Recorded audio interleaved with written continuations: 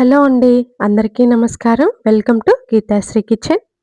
ఈరోజు ఈ వీడియోలో నేను మీకు స్వీట్ చేసి చూపించబోతున్నానండి. ఈ స్వీట్‌ని తయారు చేసుకోవడానికి శనగపిండి అలాగే పంచదార ఉంటే సరిపోతుందండి. చాలా ఈజీగా ప్రిపేర్ చేసుకోవచ్చు.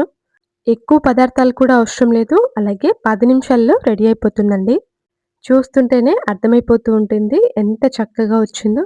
నోట్లో వేసుకుంటే వెన్నలా కరిగిపోతుందండి. అంత బావుంటుంది. చూడండి దీని టెక్స్చర్ చూసారా ఎంత సాఫ్ట్‌గా ఉందో. లేట్ చేయకుండా వీడియోలోకెళ్ళిపోదాం. వీడియో చూసే ముందు ఒక లైక్ చేయండి ప్లీజ్.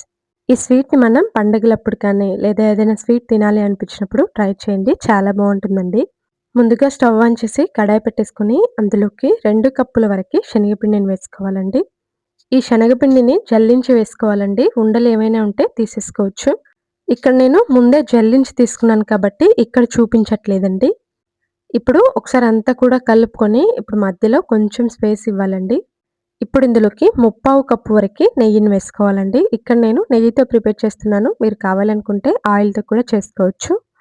ఇప్పుడు మనం వేసుకున్న నెయ్యి మొత్తం పిండిలో కలిసే విధంగా బాగా కలుపుకోవాలండి. ఇప్పుడు అంతా కూడా ఇలా కలుపుకున్న తర్వాత ఇప్పుడు స్టవ్ ఆన్ చేసి లోలో పెట్టేసుకొని ఈ విధంగా కలుపుకుంటూ ఉండాలండి.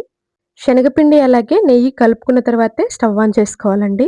ఇక్కడ నేను పూర్తిగా కలుపుకున్న తర్వాత తీసి చూపిస్తున్నాను చూడండి. ఈ విధంగా కంటిన్యూయస్‌గా కలుపుతూ ఉన్నామంటే మనం వేసుకున్న నెయ్యి మొత్తం రిలీజ్ అవుతుందండి.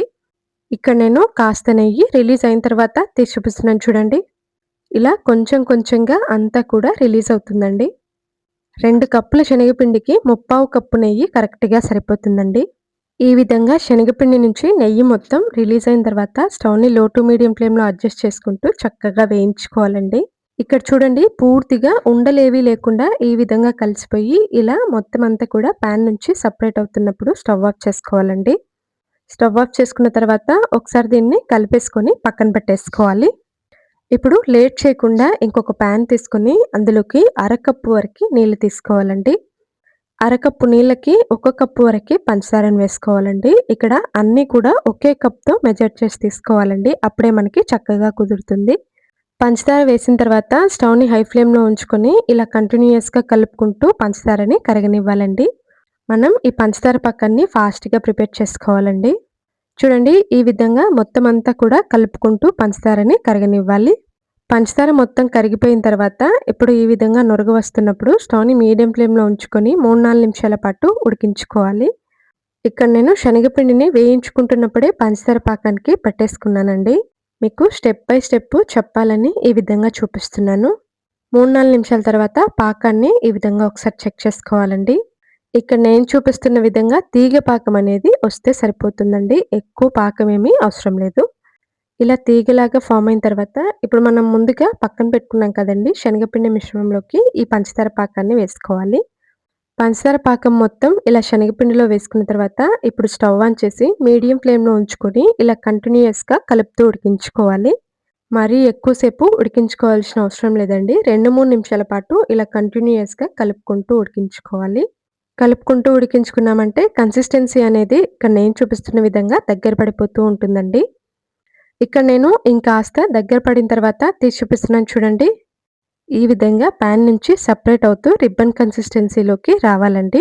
ఈ స్టేజ్‌లో ఉన్నప్పుడు స్టవ్ ఆఫ్ చేసుకుంటే సరిపోతుంది. ఏదైనా ఒక గిన్నెకి ఈ విధంగా నెయ్యి అప్లై చేసుకొని మనం ముందుగా ప్రిపేర్ చేసి పక్కన పెట్టుకున్న స్వీట్‌ని ఇందులోకి వేసుకోవాలి.